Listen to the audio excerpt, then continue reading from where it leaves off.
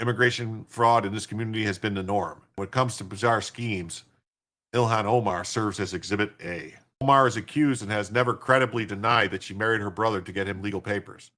In 2016, following up on a tip posted on a local Somali discussion board, I found that Omar, then a first-time candidate for the Minnesota State Legislature, had religiously married, but not legally married, Ahmed Hersi, the father of her children. However, records show that in 2009, she had legally married Ahmed Nur Sayed Elmi, a man identified as her brother by Somalis on the discussion board. Yeah, I think the discussion board probably has made a bunch of clicks and pops and stuff like that. Omar was still married to Elmi as she campaigned for state office in 2016, although her website made no mention of him and touted Hersi as her husband. It appears that Omar had married her brother for some fraudulent purpose. As to put an exclamation point on the scam, Omar Elmi's marriage was executed by Wilicia Harris, a Christian minister, despite the couple's Muslim faith. When I asked Omar's campaign about her marriages, a criminal defense attorney responded with a message accusing me of bigotry and failing to respond to my questions.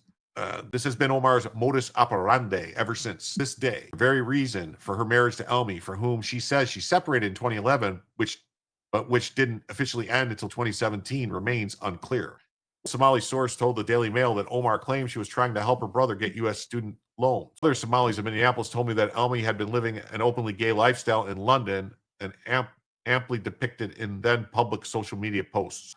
The marriage, they believed, was a family ploy to remove him from his life in London, to which he later returned. Then in 2018, Omar was elected to Congress.